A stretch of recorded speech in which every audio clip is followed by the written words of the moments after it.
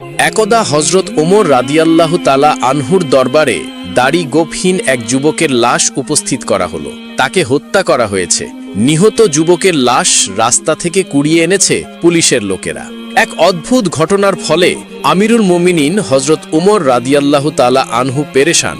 বহু তথ্য তালাশ ও অনুসন্ধানের পরও হত্যার কোনো ক্লু খুঁজে পেলেন না। বিষয়টি নিয়ে অনেক চিন্তিত তিনি। কোনো উপায় না দেখে দ্বারস্থ হলেন দরবারে এলাহিতে।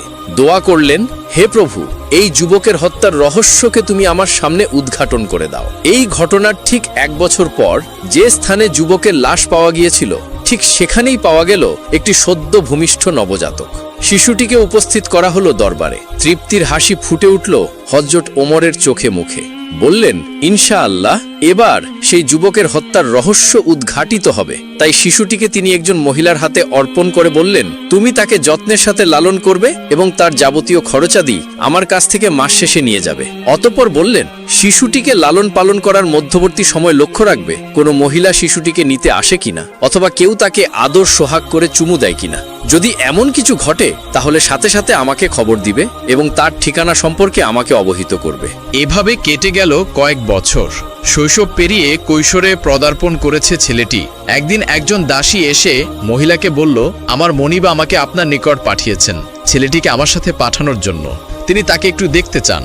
মহিলা বলল, ঠিক আছে, চলো, আমিও যাব সাথে। ছেলেটিকে নিয়ে যখন তারা সে বাড়িতে পৌঁছালো, তখন কৃতদাসীর মনিবা তাকে কোলে তুলে নিল, বুকে জড়িয়ে আদর সোহাগ করতে লাগলো, চুমায় চুমু ভুরিয়ে দিল তাকে।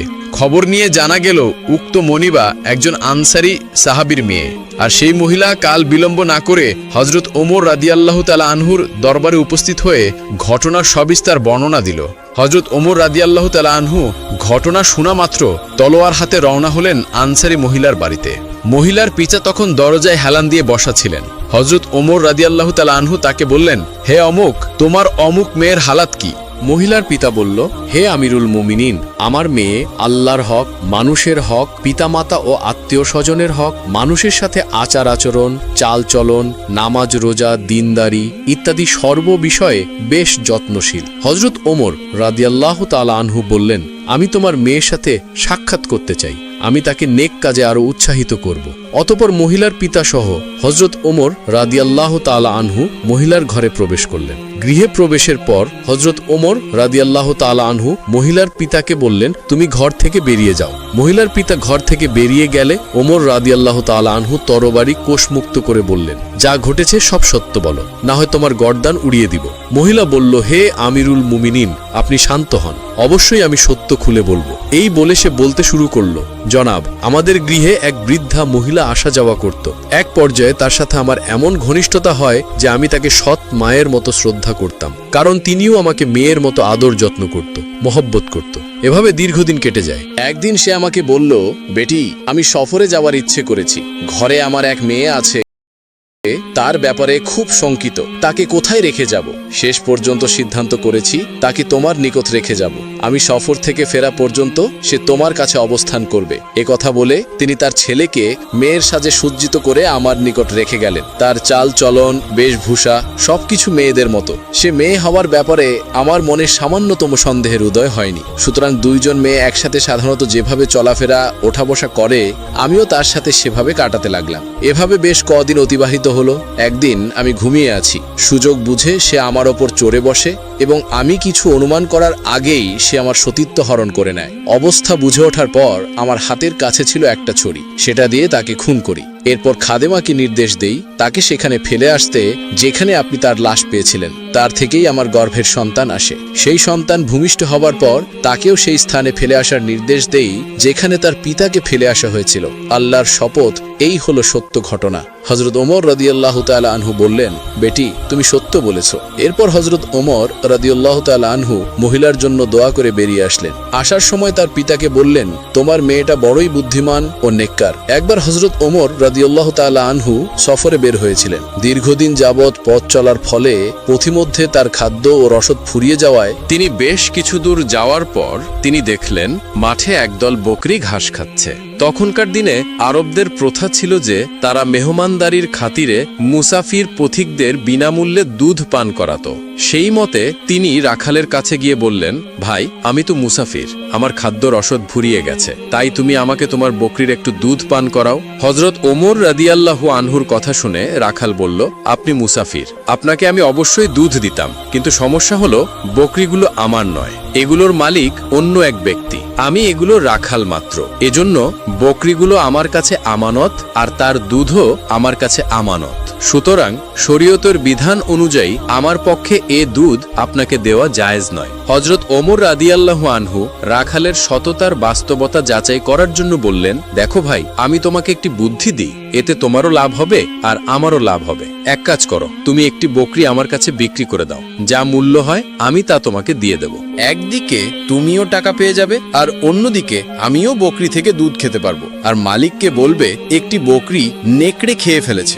মালিক তোমার কথা বিশ্বাস না করেও পারবে না, কারণ সাধারণত মাঠে বকরির উপর নেকড়ে আক্রমণ করেই থাকে। রাখাল নীরবে হযরত ওমর রাদিয়াল্লাহু আনহুর কথা শুনে বলল, ভাই, যদি আমি এ কাজ করি তাহলে আল্লাহ কোথায় গেল? অর্থাৎ আমি তো এখানে সবকিছু করে নেব আর মালিক তো বুঝিয়ে দেব, মালিকও হয়তো মেনে নেবে, কিন্তু মালিকের উপর তো আরো একজন মালিক আছে, তার কাছে কি জবাব দেব?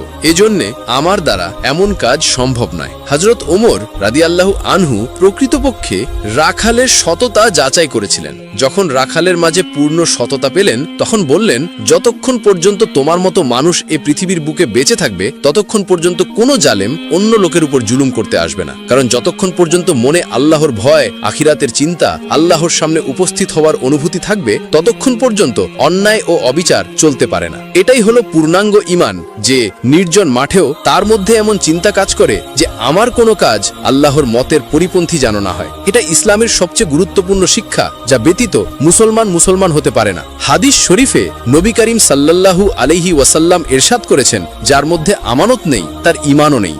একদিন মদিনার দুই ব্যক্তি একজন যুবককে টেনে হিঁচড়ে অর্ধ পৃথিবীর শাসক এবং খলিফা হযরত ওমর রাদিয়াল্লাহু আনহুর দরবারে হাজির করল এবং বিচার দাখিল করল যে এই যুবক আমাদের পিতাকে হত্যা করেছে, আমরা এর ন্যায় বিচার চাই। তখন খলিফা হযরত ওমর রাদিয়াল্লাহু আনহু সেই যুবককে প্রশ্ন করলেন তার বিপক্ষে করা দাবি সম্পর্কে। তখন সেই যুবক বলল, তাদের দাবি সম্পূর্ণ সত্য, কারণ আমি যখন সফরে বের হয়েছিলাম তখন ক্লান্তির কারণে বিশ্রামের জন্য একটি খেজুর গাছের ছায়ায় বসেছিলাম এবং ক্লান্ত শরীরে অল্পতেই ঘুমিয়ে গেছিলাম।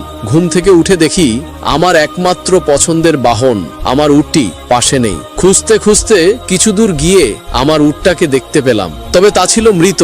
পাশেই ওদের বাবা ছিল, যে আমার সেই উটটিকে তাদের বাগানে প্রবেশের অপরাধে পাথর মেরে হত্যা করেছে।